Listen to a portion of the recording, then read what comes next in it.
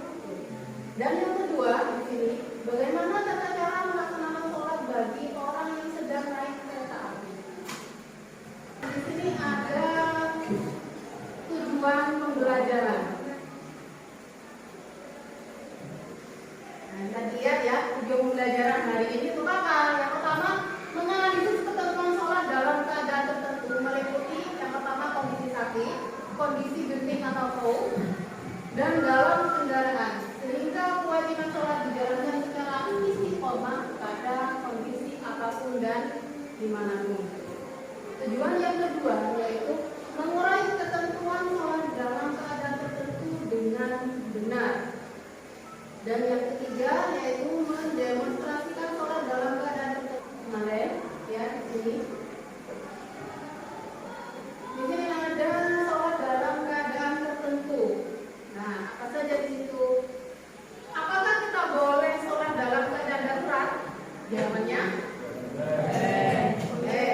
Ini apa jawabannya? Ya, boleh. Terus pertanyaan kedua, kapan kita boleh melakukan sholat dalam keadaan tertentu? Kita akan bahasnya ini. Nah, ini adalah kata maksudnya. Jadi keadaan sakit yang pertama adalah tata cara bersuci bagi orang sakit, itu ada tayamum ataupun berwudu. Di sini ada tata cara bersuci bagi orang sakit ya. Yang pertama cara berwudu. Jadi apabila orang sakit itu masih mampu menggunakan air, wudu dapat dilakukan sambil duduk di tempat dengan dibantu perawatnya.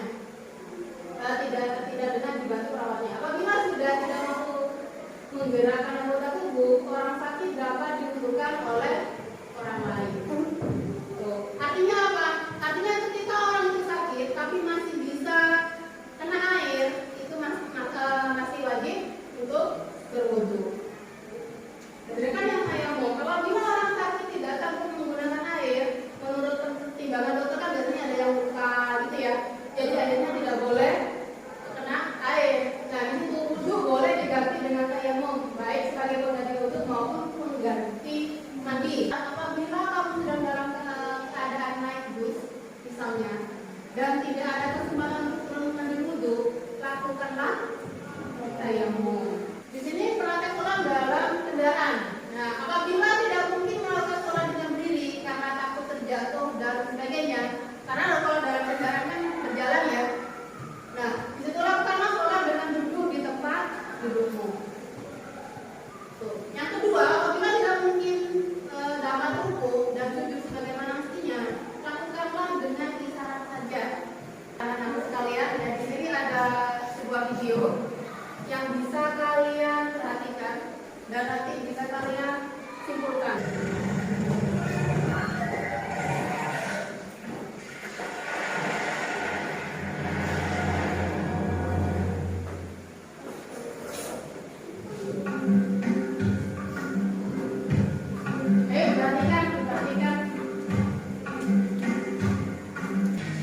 Sholat adalah tiang agama. Seseorang dapat dikategorikan sebagai muslim apabila ia melaksanakan sholat. Namun ada kalanya seorang muslim terkadang mengalami kendala dalam melaksanakan kewajiban ini. Kondisi tersebut adalah berupa keadaan dan sifatnya darurat. Contohnya ketika dalam perjalanan.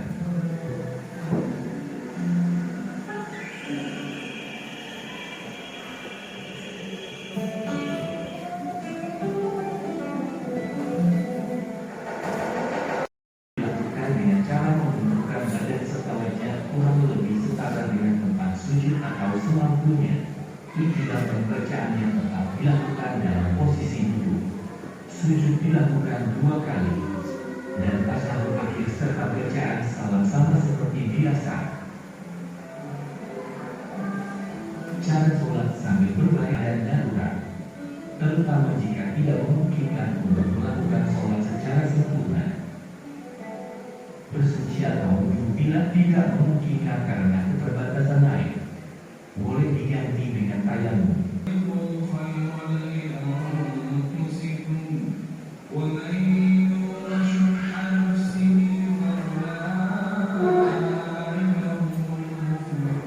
Baik semuanya, karena barusan kalian sudah melihat videonya, jadi saya minta kalian bisa menyimpulkan ataupun merangkum apa yang sudah kalian lihat.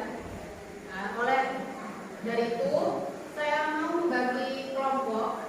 Nanti kalian diskusikan dengan kelompok kalian masing-masing. Dan setelah didiskusikan dengan kelompoknya, nanti kalian presentasikan di depan. Itu ya. Jadi langsung saja saya bagi kelompok. Sekarang pembagian kelompoknya sudah, dan saya mau kalian mendiskusikan apa tadi yang sudah kalian lihat, ya, dan nanti dipresentasikan ke depan. Jadi dari kelompok 1 dipresentasikan, disusul nanti dari kelompok 2, kelompok 3, dan kelompok 4.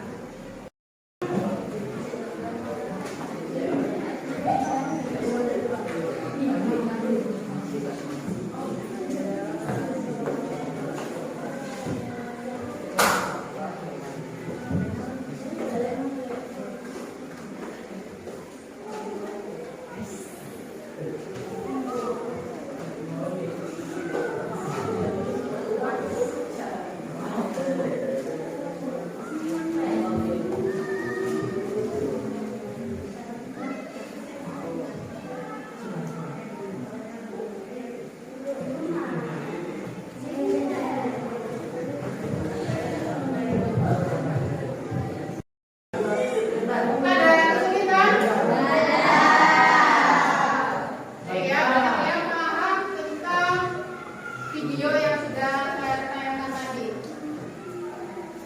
Ya, sudah sampai mana?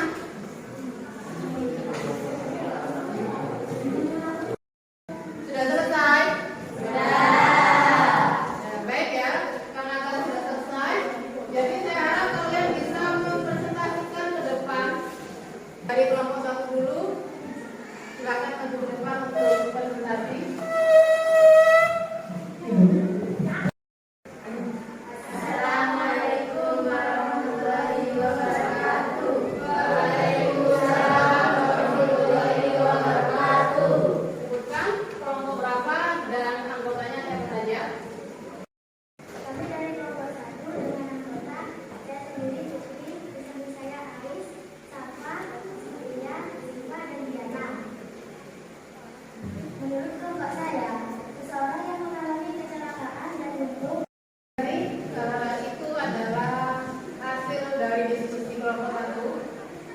Dari kelompok lain ada yang mau menanggapi?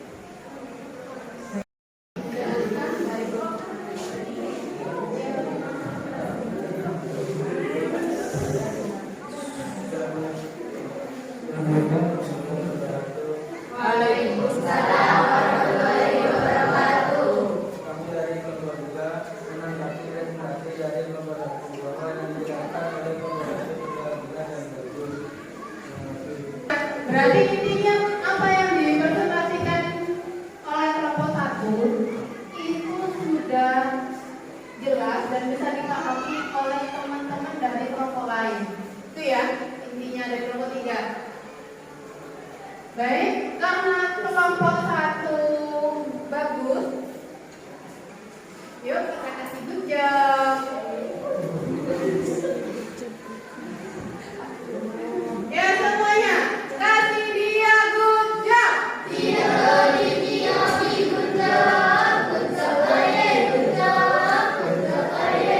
Baik, ayo terima kasih tepuk tangan untuk kelompok 1. Dari presentasi kelompok-kelompok lain dan juga video yang sudah saya tayangkan, ada yang mau memberi kesimpulan? Siapa yang mau memberi kesimpulan? Assalamualaikum warahmatullahi wabarakatuh. Waalaikumsalam warahmatullahi wabarakatuh. Kesimpulan dari pembelajaran sholat dalam keadaan beberapa tetap wajib dilakukan dalam kondisi apapun, bahkan dalam keadaan darurat sakit atau sakit. Sekarang ada pertanyaan refleksi. Nah, pertanyaannya bagaimana? Bagian manakah yang menurut kamu hal paling sulit dari pelajaran ini? Ayo, siapa yang menjawab?